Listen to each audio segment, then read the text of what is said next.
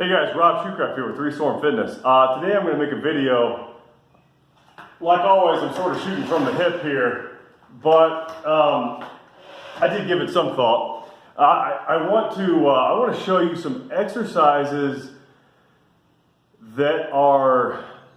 I don't think any exercise is 100% safe for everybody. Even like something as simple as walking, which I think everybody needs to do more of, including myself. Almost everybody can stand to go on more walks, but there's some people that have trouble with that. Some very fit people have trouble with that if they're nursing some sort of injury or whatever. So there's always an exception. There's always going to be an exception. And it's my job as a trainer to find those exceptions. It's also your job and my job as somebody who's training themselves to always try to get better, stronger, faster, whatever it is you're trying to do,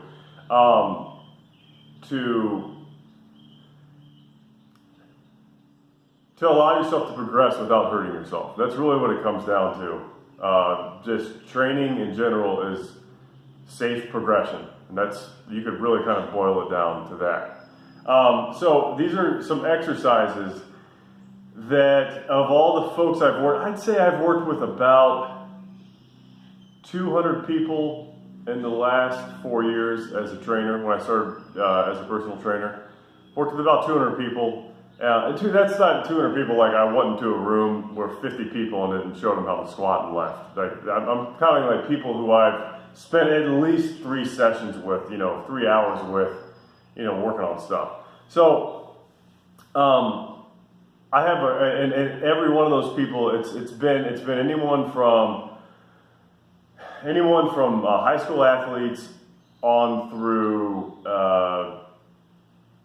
senior citizens who have trouble doing just about anything. And I'm not saying senior citizens have trouble doing anything, but folks with bad knees, bad shoulders, bad necks, bad backs, all of the above, who still want to be active and haven't been maybe their entire life. So it's a great challenge. So all that to say, I've vetted a lot of these exercises, and I just want to show you some that I think stand the test across the board. In that, first of all, there's a million I will get to the point. Okay, I'm sorry. I know people are gonna watch this, but nope, click. But you guys know I like to talk, but I like to address everything I'm about to talk about. I'm picking these exercises because what was I gonna say?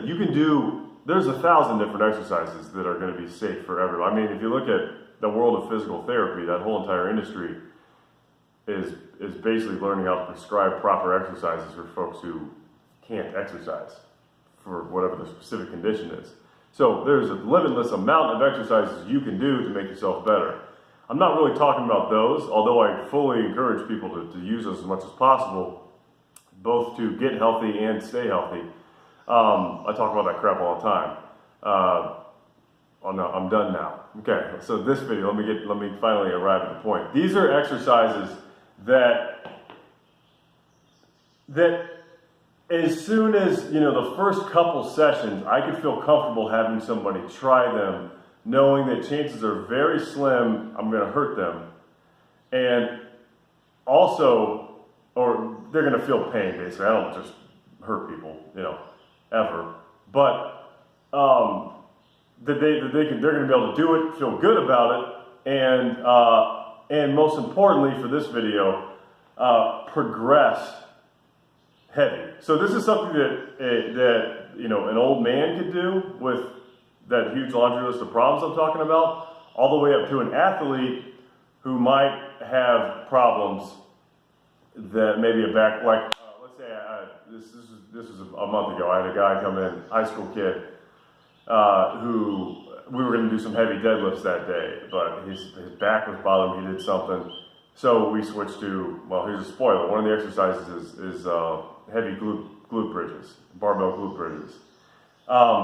So not only can anybody do these, but anybody can do these and get stronger. You can use them to just supplement your exercises or use them as a substitute when you can't do something else, like say do full squats, barbell squats or whatever. So let's go ahead and start with 5 minutes in. You heard my spiel.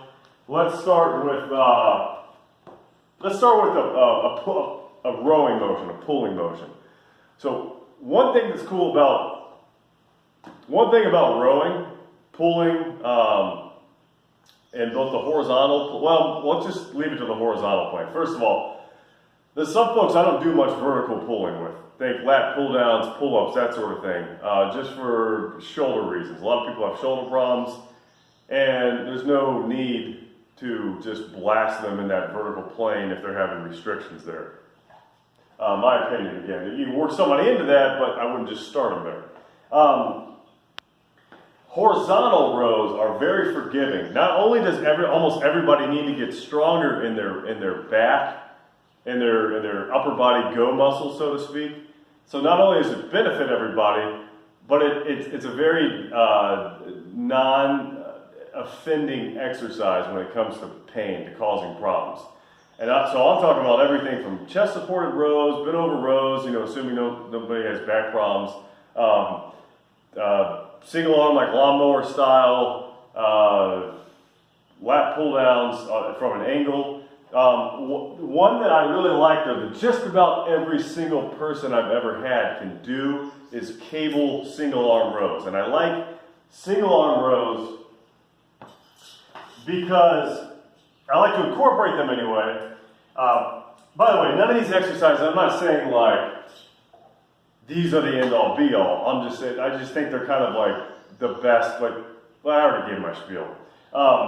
Just because I'm showing you these and saying I would have somebody do these doesn't mean I wouldn't have them do other things as well. Let me just say that, it's important to mix it up. But I like these because many people have asymmetries. Their left side, their right side stronger than their left, etc. That leads to injuries and that sort of thing. So you can work on unilateral symmetry or body symmetry from left to right.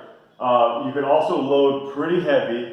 This doesn't seem to hurt a lot of folks. You can adjust the grip just on the fly. So basically, this is what I'm talking about. Just a simple row, driving that elbow back. You can bring it down to the hip. You can bring it down this way. That's going to be a little more restrictive for some people. But either way, you see what I'm doing. It's just a row. And it also teaches core stability. I mean, you should have core stability in everything, but this in particular kind of demands it, especially if you're not doing this kind of thing, getting that body English into it. Another reason I like this a lot versus like a lawnmower type exercising with a dumbbell on the bench, which I do like, but the reason I think this is even friendlier is because there's some folks, maybe their back's screwed up and their form just slips and whatever the case may be. They may be in this position and just do one quick, just try to get that extra rep and they twist something. So yes, their form was bad, it shouldn't have happened, but it can happen. This, it's a lot less likely. It's a lot more kind of, it's nerfed. All these exercises have a nerf element to them. It's a lot safer. Another reason is,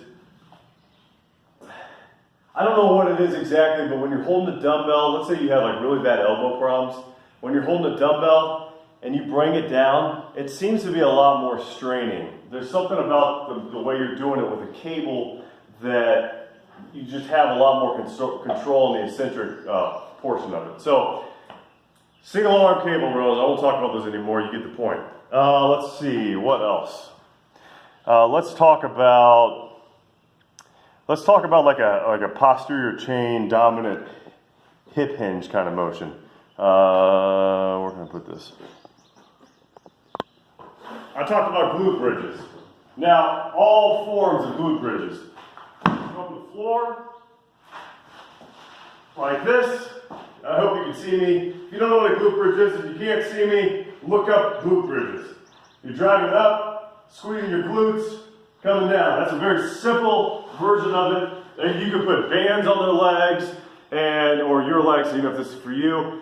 And you drive into those to kind of help work the abductors, which everybody needs to get stronger there. You can also supplement, modify by bringing your knees together and driving up, which is going to take a little bit off the glutes and put it harder on the hamstrings. You can do these with your feet elevated and your knees together and really hit the hamstrings harder. You can put something in your lap. You can come on this bench like this. I call this like the hot tub position. Actually, one of my clients called it that. They're like, oh, it's like a hot tub. I'm like, yeah. So every time I just say, sit in this like you're in a hot tub. Your shoulders on the back, shoulders just resting comfortably. Put a barbell on your lap. You can go super heavy on these, and it's pretty easy on your back. It's very easy on the knees, and it's very easy to load pretty quickly. And most people take to it, and most people, not everybody, but most people get that glute recruitment. You know, almost everybody, not everybody, but almost everybody says, "Oh man, my butt is going to be burning tomorrow." I'm like, yeah. All right. So what else can you do with them? You can get up on the bench and raise your legs too. So get another bench in front, so you can get a lot more range of motion. And you can just combine all of these things. There's limitless combinations of the glute bridge, and it's very, very safe.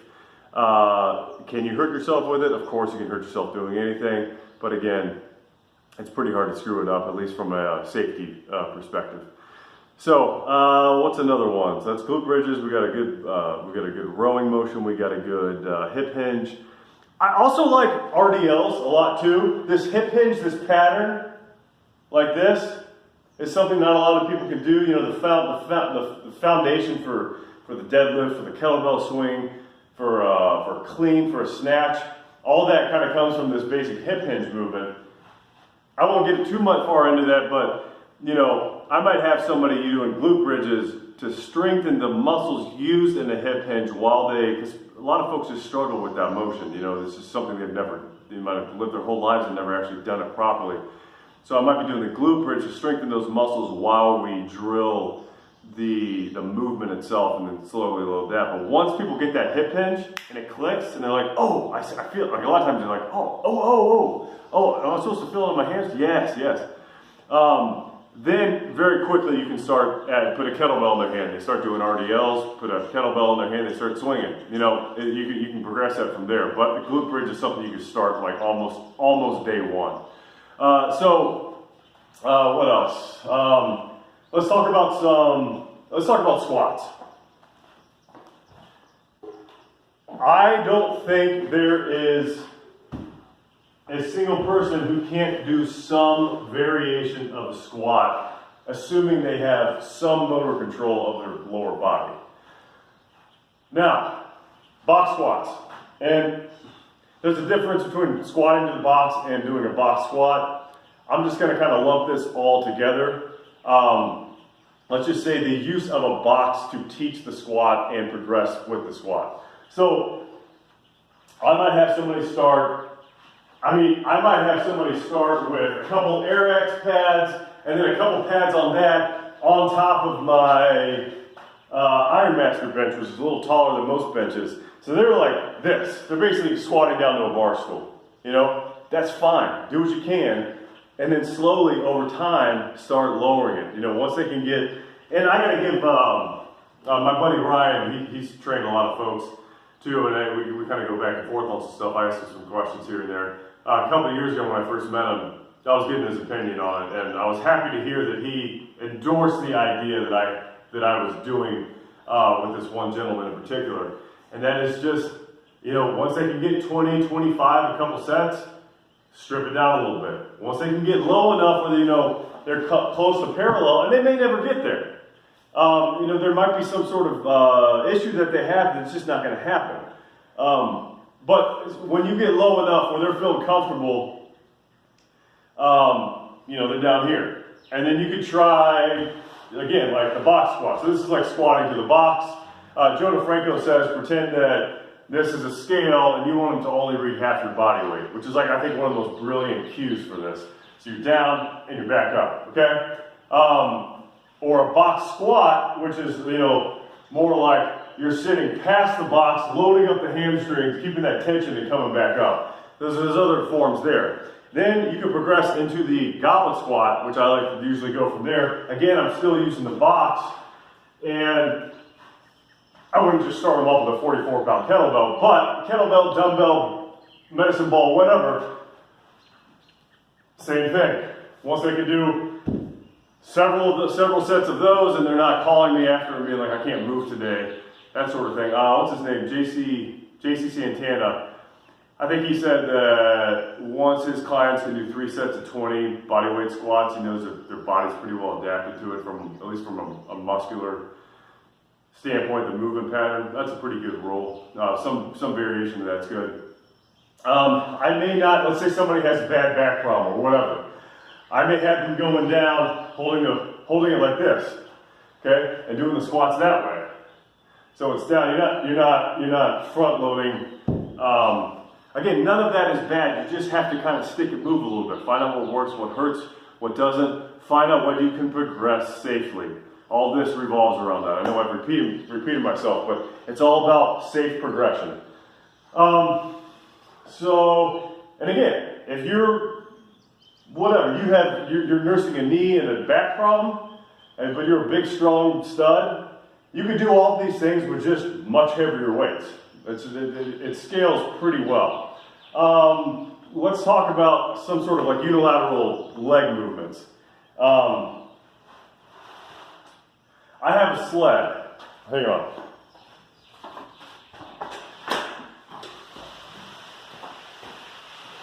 I got this Prowler here. It's a MyFitnessPal Prowler. I've talked about it before. A million things you could do with this, not just for lower body, but core, upper body, so many things.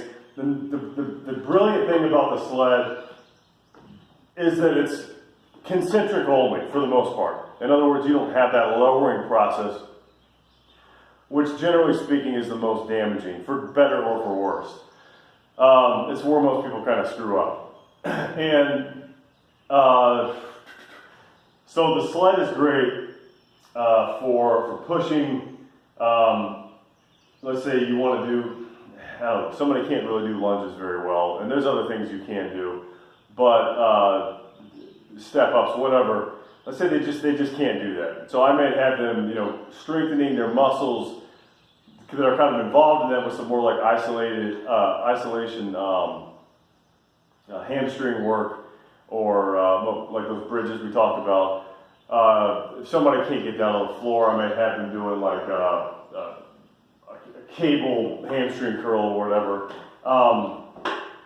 And terminal knee extensions to help kind of strengthen all that stuff through there. But we still work these compound movements and get heavy. And you could use the sled for that. Now, it's not as friendly. It's still pretty darn friendly. I've had people with some serious knee problems that are able to do the sled without much issue at all.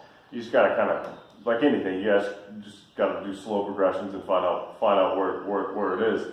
But the cool thing about the sled is it's like the ultimate confidence booster. You can push some serious weight. It's neat for somebody to be like, I just pushed, and I had a school teacher push like 650 pounds the other day, and she's just like thrilled about it. And she should be. Like it was fantastic.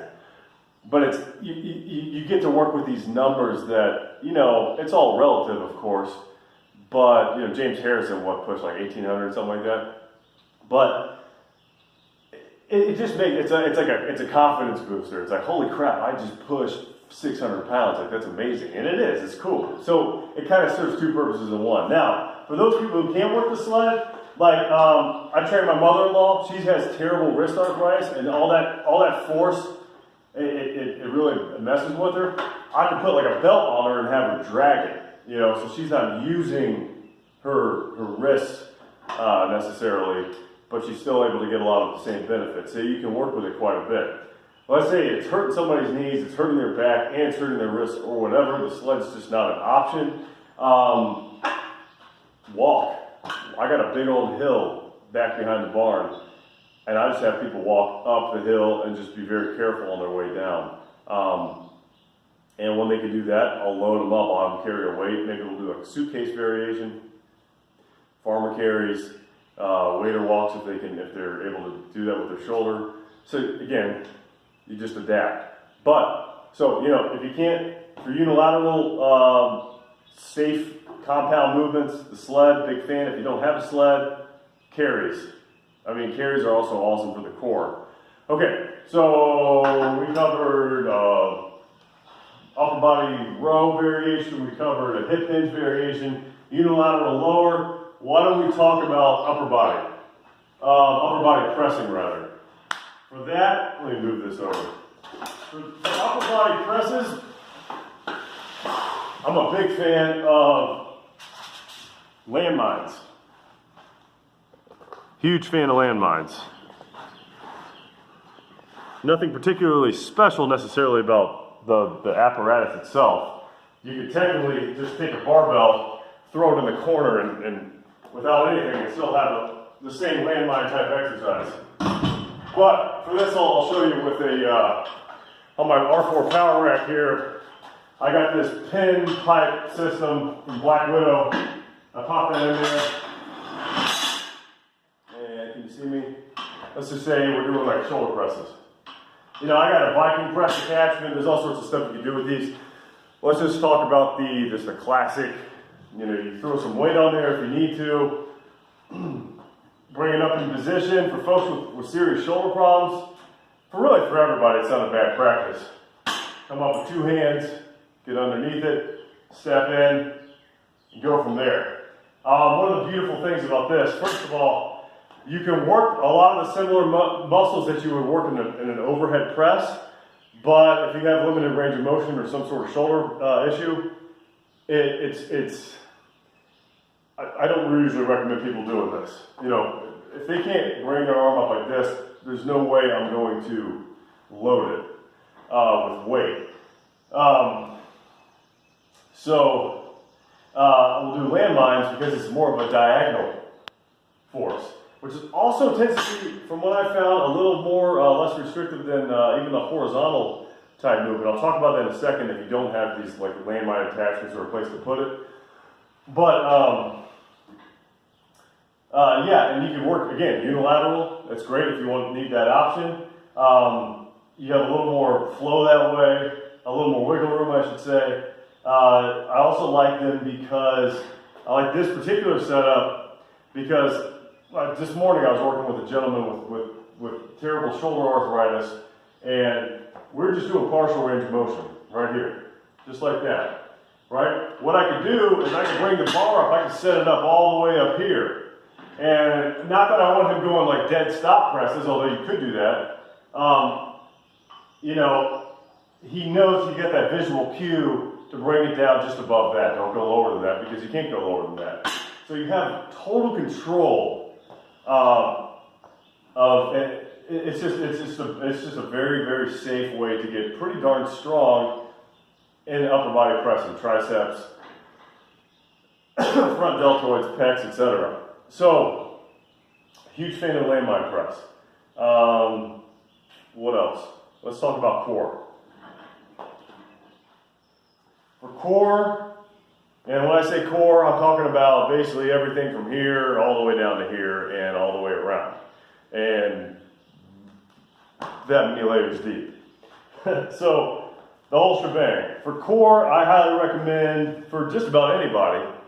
Again, all this stuff can be applied to anybody. I'm just repeating myself over and over again. But I recommend, I guess they sort of get labeled as like banded anti-rotational exercises. So you're going to have like pal-off presses. You're going to reach across, bring it out here. You can do this with like a classic regular resistance band or resistance tubes or whatever. And you're keeping tight. I always tell people I'm going to punch them in the stomach. Keeping tight, and you're driving straight out. Bring it back in. You're not letting it pull you in. You're using those muscles for anti-rotation, keep you from rotating. And there's all sorts of variations. You got the classic pal-off press. You have these pal-off circles. You have you can go through the alphabet. I've talked about that before. So many great things you can do with that. One thing I forgot to mention. I told you I'd mention it. At the landmine presses. Another variation you could do is any sort of board presses or floor presses where you're limiting the range of motion. You can do it with dumbbells, do it with a bench, whatever. I like using it with Swiss bar. Like the ultimate way for a guy with shoulder problems to get big and strong in the press is different mixtures of different grips on the Swiss bar and a combination of foam roller or a board or a floor or the floor press where your elbows are stopping. So limited range of motion with a more forgiving grip, and you can really get strong. I mean, I got a guy who had full shoulder replacement, couldn't do a push-up when he came to me, and after a while he was doing floor presses with the Swiss bar, 225 and up for reps. So you can really make a huge dent in that sort of thing. Let's see. So yeah, anti-rotational exercises for the core are money. I mean, there's so many different variations you could do with these, and again, just about anybody can do them. You could start to even try to kind of mix up like wood chopper, low to high, that sort of thing. You start to get into that twisting and pulling. You gotta still make sure people are good, but you can kind of go from there. That should about do it. I think that's about all I want to talk about. 25 minutes in, I figured this would take a while. I wanted to get into the nitty gritty on things, but hopefully this helps somebody out. There's a million exercises like this. I know you guys are like, what about the blah, blah, blah, blah, blah? Like, yeah, let me know. Drop it in the comments. Let me know what you think. And thank you so much for watching. Please subscribe to this channel. You guys have a great day.